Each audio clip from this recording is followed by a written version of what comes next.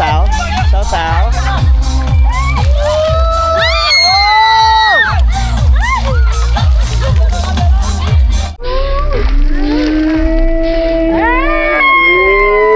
มาหลายคนกับหมู่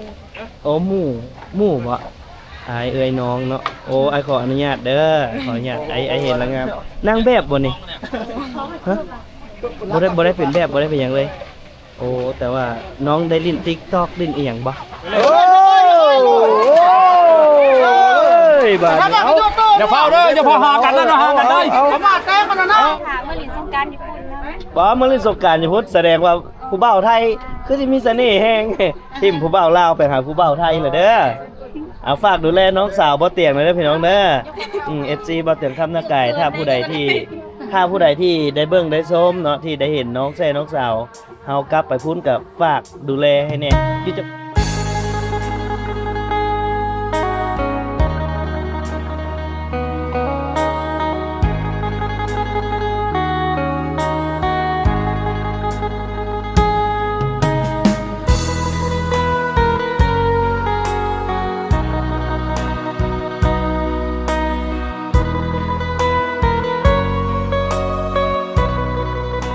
นี่ก็คักเลยบ่สุดเฮือนละจีๆอยู่แต่บ่อนลุ่มครับ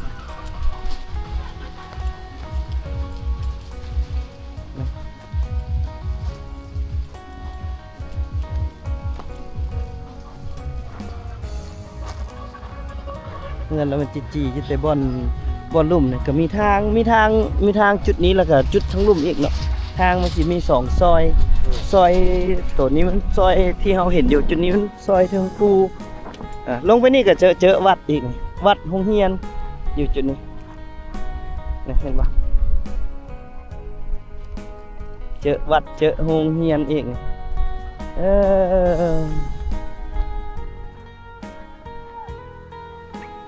ขอบเขตนี้อยู่แต่กับภูเขาอยู่แต่กับภูกับผาเลยก็เจอวัดอีกเนาะอยู่จุดนี้ก็ได้บ่อนที่มีปู่พระพระเจ้าก็ยังมาส่งพระกันอยู่ตลอดเลย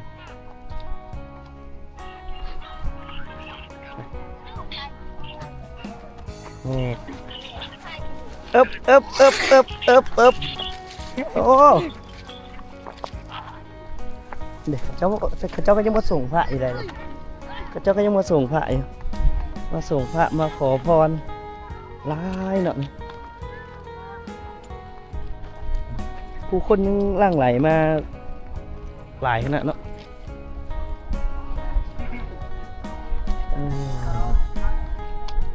เป็นยังมากราบมาสักการะบูชาอยู่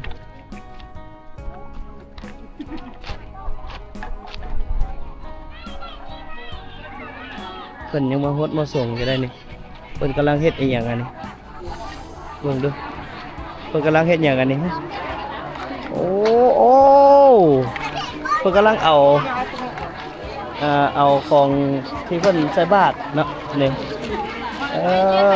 เบิ่งเฮานี่สิได้หยังเนาะเบิ่งเขาเอาหยังเนาะเฮานี่ โอ้คัก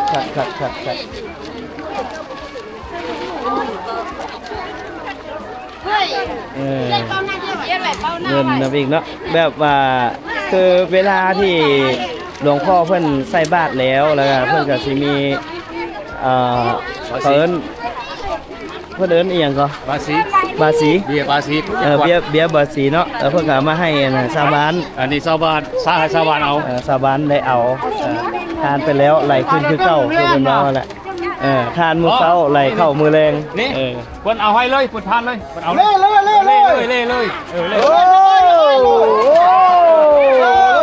บาดเอาอย่าเฝ้าเด้ออย่าพอหากันนะหากันได้เขามาแก้กันนะหากันเด้อบ่อยเลยยักษ์อย่าเยียบกันเลยเอาเลยเอาผู้ใดสิได้ตัวหมานเนาะบาดนี้เนาะผู้ใดสิได้ตัวหมานตัวเด็ดตัวดี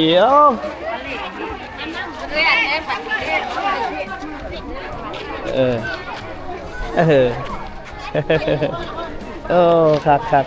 บรรยากาศแบบยังเห็นภาพแบบดังเดิมที่เจ้าเนาะ มาเบิ่งเงินที่ว่าเฮ็ดเหี้ยจักใบเนี่ยเด้อสิได้เก็บไว้บูชาแล้วคักพี่น้องคักเลยได้เท่าไหร่มาเบิ่งดูคือได้หลายแต่เจ้าว้าวได้เงินพร้อมได้หลายแห้งเพิ่น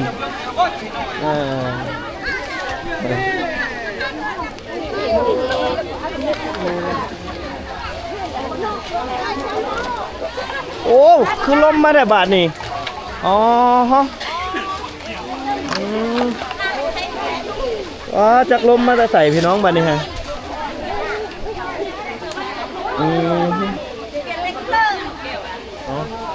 เป็นบุญเป็นกุศลน้ำกันจากมาแต่ใส่ลมก็ได้ตัว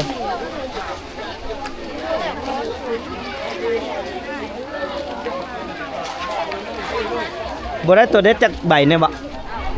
บ่ได้เลยเพื่อกันหาอยู่ได้นี่ว่าเด็กน้อยเอาเบิดแหมเป็นลายทุกเทียนต้องเอาไว้บูชา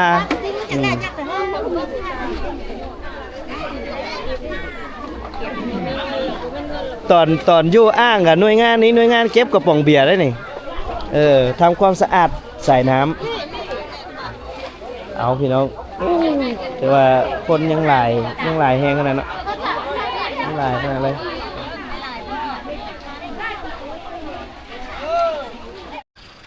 เดี๋ยวยังน้ำก้อนบ่แจกฟรีน้ำก้อนฟรีเด้อเสือก้อนเป็นยังไงก้อนเปรมมานะกระดิ่งไข่นี่ได้ใส่ไข่นี่ได้ผู้ใดสิกินเบียร์ต่อแล้วมาเอารถไปเอาไป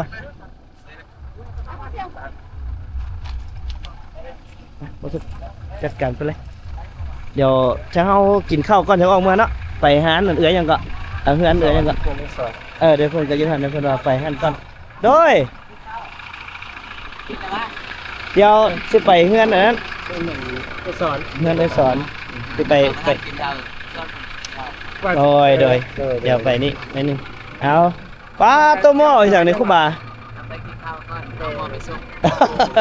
เดี๋ยวขน้อยมีนั้นเดี๋ยวจะไปเจอกันที่วัดเพื่อแหละมีโอกาสเดี๋ยวสิหาเวลาไปพี่น้องกลับไปหน้าเจงต่อ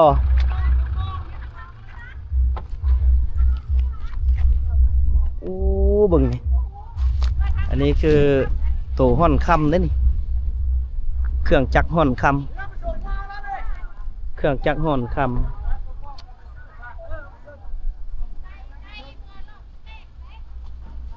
เครื่องอันนี้แหละที่เขาเจ้าใส่ห่อนคำโอ้ถือว่าแถวนี้นี่คำหลายสมควรเลยเนาะมีเครื่องร่อนเล็กพี่น้องเล็กเด้อันนี้เด้เล็กเบิดย่างหนาเลยสุดยอดเด้นักได้พี่น้องนี่ฮะเครื่องห่อนค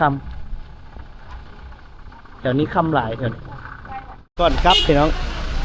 ก่อนครับโอ้ทางพี่กับกำลังกินข้าวจากห้องมาเฮ็ดบุญน้ำกันเนาะโอ้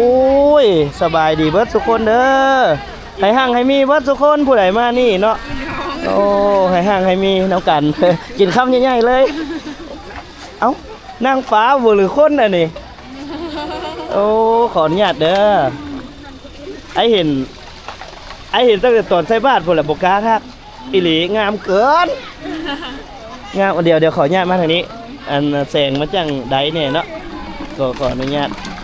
ทางนี้เด้อขออนุญาตถามอีหลีเห็นแล้วแต่ว่าบ่กล้าไอ้จักเพศเตียงคำนาไก่โดยขออนุญาตถามชื่อนั่นใดก่อน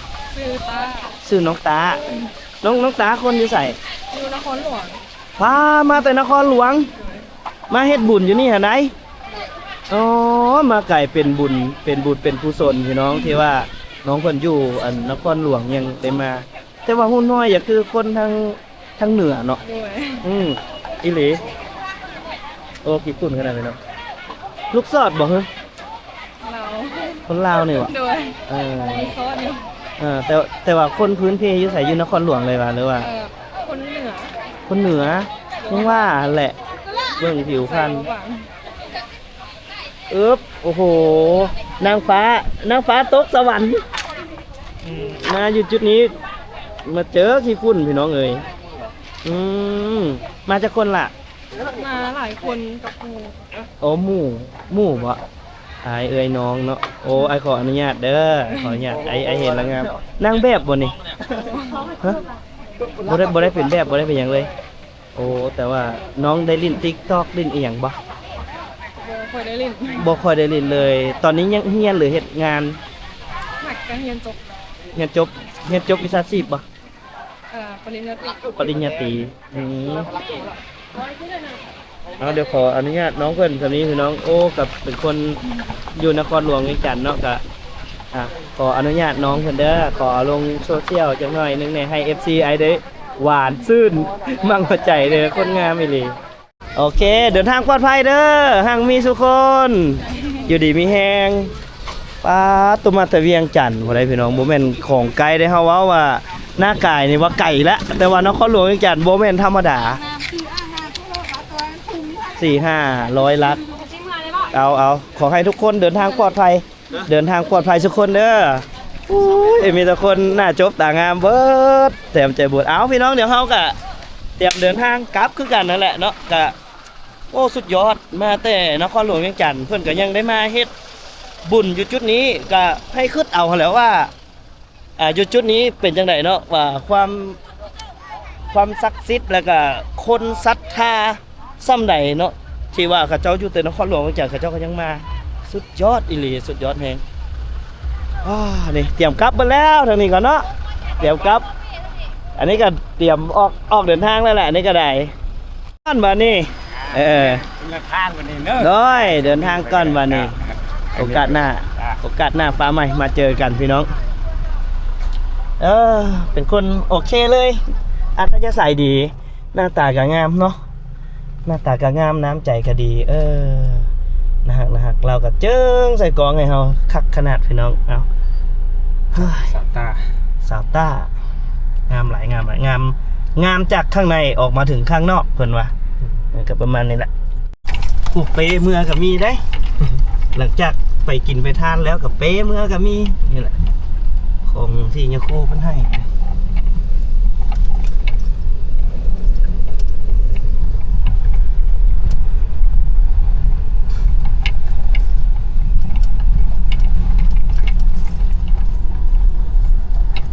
โอ้โหทางพุ้นกับน้องอันนั้นเพื่อนอำนวยการโอ้ยสะออดครับมาทีกับโบแมนธรรมดาเองคุณนะบอลผักกังเพื่อนเหมือนกันโบแมนธรรมดาตอนหับขับสู้โหจักไม่อย่างเหล้าเบียร์กับมีบาทนี่เฮ็ดได้เฮาสิเมื่อได้สิบ่ได้นอนพี่อีกบ่ เอาพี่น้องเข้ามาบ่ซุกลงมามาไอ้น้องปองป่ายผู้ใดก็ยังให้อยู่ยังให้ได้อยู่ได้กินพี่น้องเอ้ยโมเมนต์ธรรมดาเนี่ยมานั่งกินด้วยกัน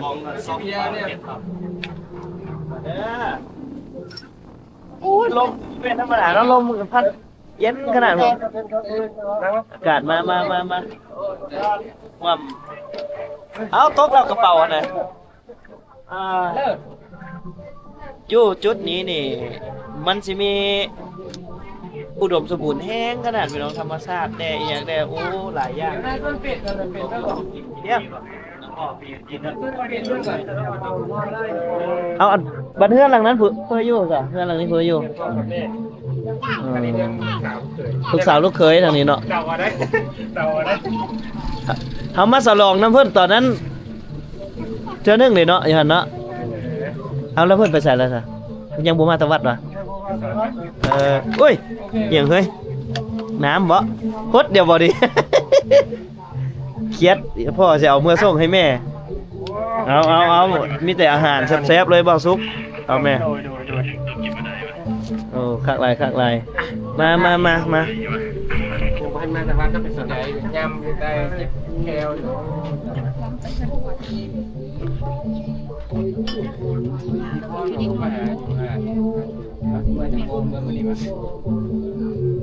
ลูกเคยกับพ่อเฒ่า เดี๋ยวกินเลย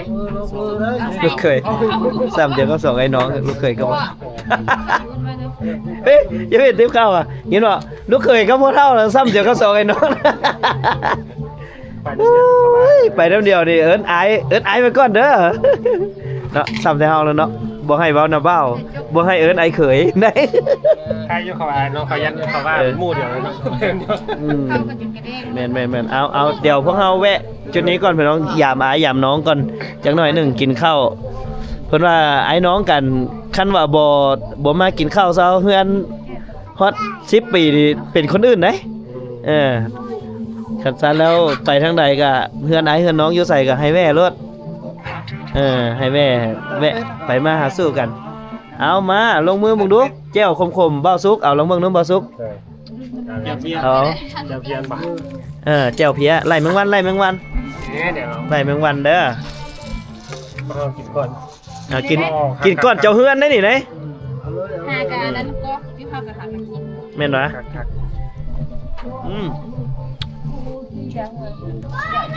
ข้างนอก แบบที่หลักแซ่บหลาย ขอบ อัน ใจ นี้ ขอบใจ ต่ำเด้อบัดนี้เด้อสองไอ้น้องเขาต่ำ เดี๋ยว เอาถ่าเดี๋ยวก่อนถ้าต่ำเขาเท่าน้ำแน่ เจ้าภาพด้วย ต่ำกับลุงแน่เรื่องจะขึ้นเฮาได้เอิ้นลุงได้เนาะ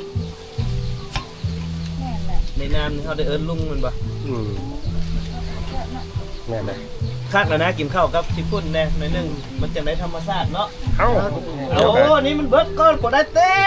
แม่เจ้าภาพมัน บ่ได้เดี๋ยวนี้ได้ตำกันก้อนก่อน ทำเมื่อกี้ฮักแพงปีไม้ฟ้าไม้ ไปพูดกินไปมาพี่กินซิ้น ไอ้น้องมายาวน้องก็มีครับสู้ ปีนึงปีเดียว ไปพุ่น ทำเมื่อกี้กัน ไปพุ่นกินเหล้ามาพี่กินเบียร์บ่อนห้างไก่แล้วกินเบียร์ เอาละกินเลยได้ มาบ่ได้ตำนะตำกับผู้เฒ่ากันได้นะเอาตำระเบิดเด้อเฮาเด้อ กระปอก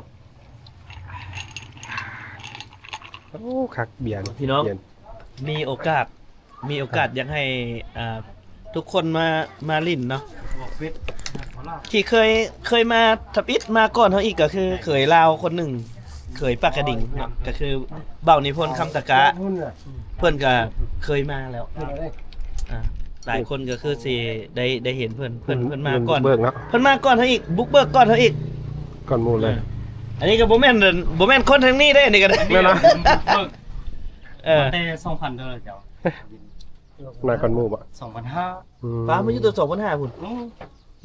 ป้าเป็นกูเขาย้ายบ้านนั่นปีเลยว่ะบ้าน2014 มันใหญ่แบบนั้นนะ โอ้มาก่อนย้ายบ้านนี่ มีแต่ทางย่างเลยเนาะไฟฟ้าสิเนาะบ่ให้เนาะ 2008ละเส้นทางแล้วเขาบุกเบิกมาแต่ทางเมืองเลาะแคมน้ำนี่มันกว้างเลยให้มาซอดอยู่คำพูนาฮะ2008 2010เลยเขาบุกเบิกจากทางโคเกียงนี่เข้ามาละซอดบ้านนี้ ปลา ตอนที่เฮาตอน 2011แล้วเขาเฮ็ดออกไปทางกันทาบ่อนี่ ทางเนาะ แต่เฮาแล้วตะกี้อยู่เดินโรงเรียนนั่น สรุปแล้วอันนี้คือเส้นทางมันบ่วันนี้ไฟฟ้าได้ปีใด ว่าไฟฟ้านี่จะบ่จะชื่อครับก็เลยมาล่างกัน คือว่าประมาณเป็นช่วงเขาเฮ็ดทางมานี่ป่ะเนาะไอ้ทางมือๆเนาะ แล้วเพิ่งแล้ว อ้าวเหรอ 5,000มี ถ้าอย่างไซส์อันได้อยู่ฮันดิ แล้วก็2,000 ไซส์อันกัด 2018นี่ ว่าตอนนี้กับ เขาเล่นไปมา แล้วอันสัญญาณอินเทอร์เน็ตนี่มาตอนที่เฮามาแต่เฮามาปีทวิตเนาะแต่สัญญาณอินเทอร์เน็ตพอดี ก่อนเนาะ4 ปีก่อนเนาะ พอดีสัญญาณอินเทอร์เน็ตเข้านะแต่เฮามานะ 5 ปี พอดีโชคดีที่ว่า ประมาณ5 ว่าข้าวที่นี่ สะดวกนะ ประมาณเนาะประมาณ3-4 ปีก่อน พอดีเข้าได้ประมาณเกือบปีแล้วที่เฮามาโชคดีได้ที่เฮามากับครูบา มากับพระ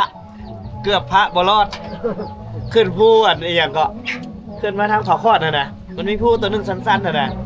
ตอนขึ้น มากับเบ้าซุกเลยรถมันยกล้อ ม นักมันสั่น ทันใด เนี่ยสมควรอยู่ไหน ทันใดยกล้อแล้วทันใด นักนั่นเร่งแล้วว้าย เพิ่นใช้เรื่องเล่น คันบ่ค่อยเร่งขึ้นเลยยกล้อแท้เลย ยกล้อ สั่น ค่อยเร่งขึ้นเลย สั่น จักพระจักกันพ่อออกแล้วขี้ฝุ่นกุ้มแล้วนะ เป็นเห็น เอาม่วนๆเด้อพี่น้องเด้อเบิ่งทางนั้นก็ลมพัดมากับขี้ฝุ่นตุ้มไปแบบนี้เลยได้คนลาวเฮาแบบนี้ล่ะคำนับหักแพงกัน เอายุบเมื่อกี้แล้ว เอามีภาษากรเพิ่มละมีภาษากรเพิ่มละมาเด้อมาหลายคนพาเข้าจังใหญ่กินผู้เดียวกับบ่แซ่บก็หลายคนก็เริ่มพาเข้านะ อิ่มแล้วก็กินแล้ว นี่เบิ่งผู้สาวน้อยนี่ซื้อหยังผู้สาวน้อยนี่โอ้น่าฮักอีหลีแต่แพงขนาดหลานสาวซื้อหยังลูก กับมุ้ยเว้นตา ใส่เป็นตาไหม ใส่แว่นตาดูลูกใส่แว่นตาดู เว้นตา ใส่แว่นตาให้ท่ายเนี่ยว่าเฮ้ยงามๆน่ะ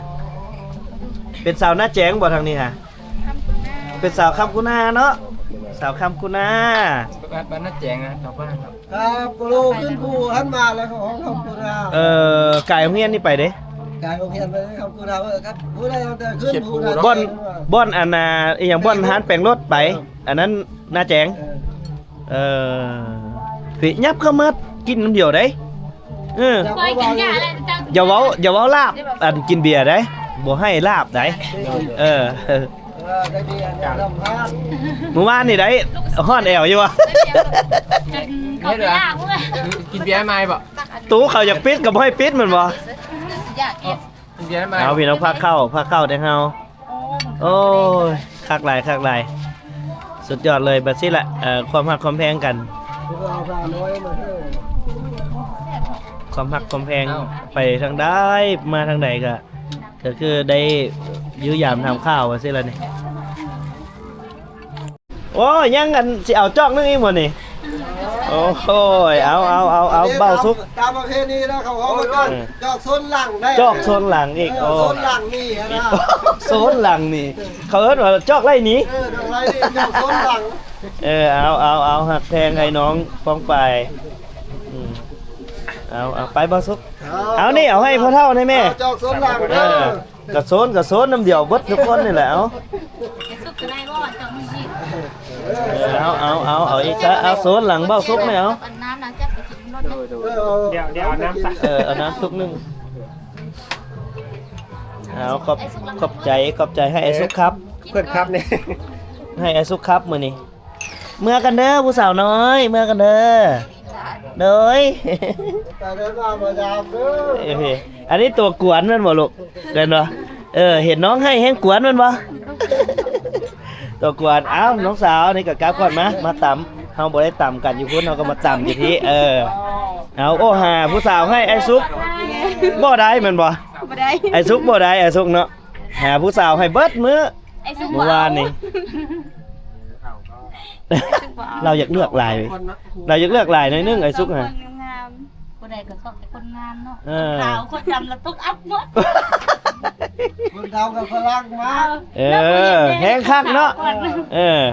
เอาเบิดซะตัวนี้สวนหลังเด้สวนนี่เอาน้องเอาขอบใจหลายๆเด้อเอาทางพี่เอาเด้อน้องเด้อเธอหน้ามาก่อนซ้ำนี้ก็ซึมแล้วก็เมาแล้วก็อีกอย่างหลายเติบเลยได้พี่น้องเอ้ยแล้วเฮาก็สิเดินทางอีกประมาณ200กว่ากิโลเนาะออกจากนี้ไป ปีหน้าปีเดือนยังไปเรียนน้ำเลย ไปนักกายได้ แอ๊ะยังอยู่หน้ากายอยู่บ้านใหญ่ บ้านอุดมสุขในตัวเมืองเลย อยากซื้อรถบ่ เฮ็ เฮ็ดเงินกันเฮ็ดเงินกัน เฮ็ดเดือนแล้ว มื้อใดไปเฮ็ดงานอีกโอ้ มื้อ เอ้ามันยังบ่ทันได้วิทย์สงกรานต์ซะไม่ได้ว่าเมื่อละ แล้ว มันเฮ็ดเอาง่ายนะนึงก่อน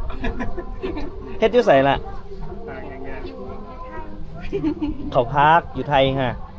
13 14 15 16เขาพักเบิด ก็เมื่อถามว่าหลินสงการญี่ปุ่นนะ บ่มื้อเล่นสงกรานต์อยู่พุ่นแสดงว่าผู้บ่าวไทยคือสิมีเสน่ห์แฮงทิ่มผู้บ่าวลาวไปหาผู้บ่าวไทยล่ะเด้อ เอาฝากดูแลน้องสาวบ่เตียงเลยเด้อพี่น้องเด้อFC บ่เตียงคำนาไก่ถ้าผู้ใดที่ได้เบิ่งได้ชมเนาะที่ได้เห็นน้องแซ่น้องสาวเฮากลับไปพุ่นกับฝากดูแลให้แน่อยู่จังหวัดใดก็ กรุงเทพ โซนไหนแหละ ชลบุรีเนาะ อยู่อันเขียนให้ควางไม่ควง ห้วยขวางห้วยขวางเอาไปจังไดก็ขอให้โชคหมานทอนเงินทอนคำเด้อ โดยสาธุ ถอนเงินถอนคำได้ไปพุ่นน่ะผมแม่นไปเจอแต่ผู้บ่าวไทยเหรอตกขล่มไหนเอากลับก่อนเด้อน้องเด้อกลับก่อนบัดนี้ ดีไอ้ โชคดีคือกันอากาศเริ่มเอาเลยเด้นี่เอาพี่น้องเอ้ยนี่แหละงานเลี้ยงต้องมีวันเลิกลาเพิ่นว่าเดี๋ยวเฮาก็สิได้เดินทางกลับก่อนเนาะทุกคนก็ยังม่วนยังซื่นต่อนี่คือเทศกาลสงกรานต์อยู่ที่ชนบทสปปลาวเฮาเขตนี้ก็คือเป็นเขตที่ห่างไกลที่สุดเลยเนาะแต่ว่าก็ยังมีคนมาลินมาเที่ยวหลายไปเดี๋ยวเฮาเดินทางต่อโดยรถคู่ใจเฮาโอ้สู้ซนขนาดรถเฮาไปกับบ่าวสุขเดินทาง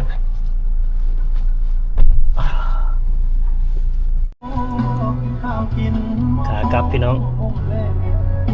ตอนนี้กำลังเดินทางจะกลับเมืองนาไก่200 กิโล2ไอ้น้องเขาคือเขาหลังจากที่ไปเที่ยวงานเทศกาลสงกรานต์อยู่ที่หมู่บ้านกลางหุบเขานั่นก็คือ3หมู่บ้านแอ่งกระทะบ้านคำกุนานาแจงแล้วก็บ้านแท่นกว้างนะตอนนี้พวกเขากำลังกลับมาก็ถือว่าเทศกาลงานบุญถึงว่าจะเป็นหมู่บ้านที่มีประชากรน้อยแต่บ่แต่คำเห็นการนับถือทางด้านศาสนาพุทธของพวกเพิ่นเนาะแล้วก็เบิ่งถึงได้เห็นถึงความศักดิ์สิทธิ์ของปู่พระซึ่งเป็นพระพุทธรูปที่ศักดิ์สิทธิ์คู่บ้านคู่เมือง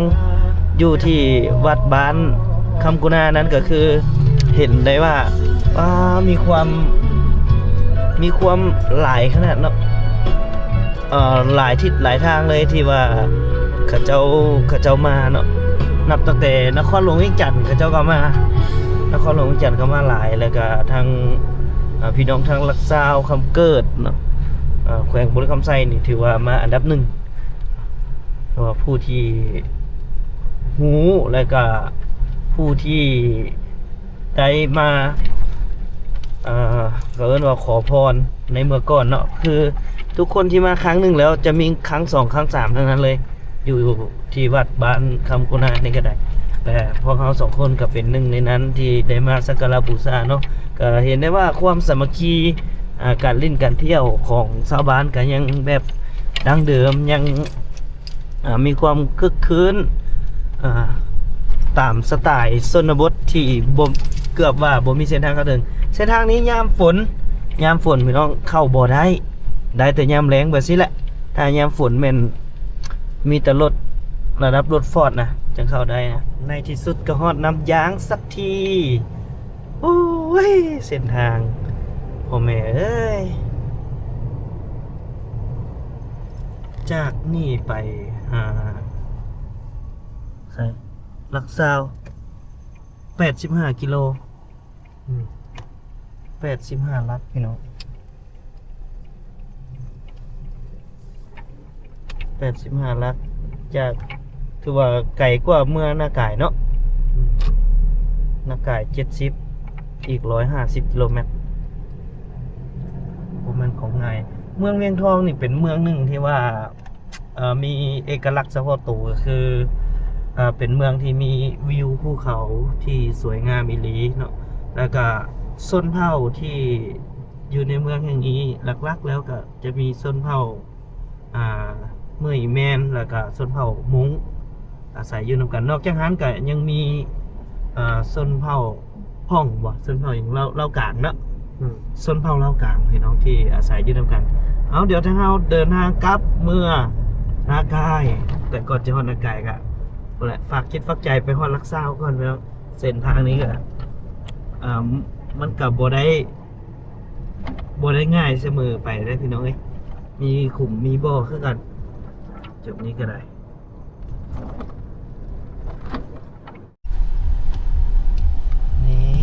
อะไรสิลงไว้ให้ผู้สาวโคตรก็ได้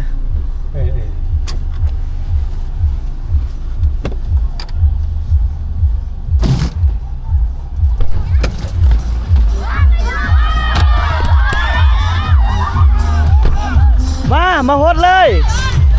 มาโฮดเลยมาโฮดเลยมาโฮดเลยวู้เสียงคำหน้ากายจ้าโอ้ลิ้นสงกรานต์พี่น้องลิ้นสงกรานต์นี่โอเคเอาเลยเอาพักที่ตามเพศหน่อยเด้อ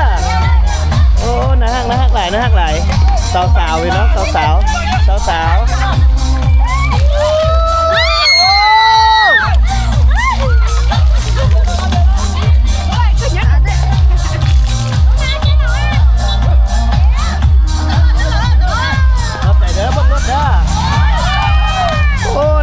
เข้าใจเด้อเข้าใจละลายเข้าใจสุดยอดน่าหักหลายพี่น้องโอ้ยสาวงามๆเลยโอ้โหสุดยอดนี่สาวเอายังผู้บ่าวอีกคนนึงมาได้ใส่มาแต่อันพวกอันน้าแจงเนาะไปเล่นน้าแจงมาโอเคสวัสดีปีใหม่เด้อ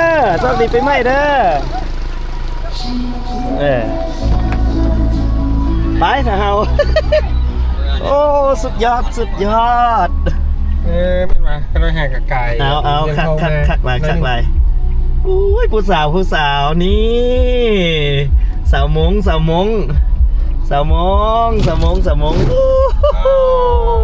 เป็นแต่เพลง โอ้มีหอมแก้มอีกบ่สุก ไม่เป็นนะ โอ้ยตายรถโอ้ยมีเห็นเฮ็ดหน่อยบาทเดียวตายรถโอ้ยตายละเอามีหอมแก้มอีกพี่น้องเอ้ยบ่แม่นธรรมดาโอ้อันตราย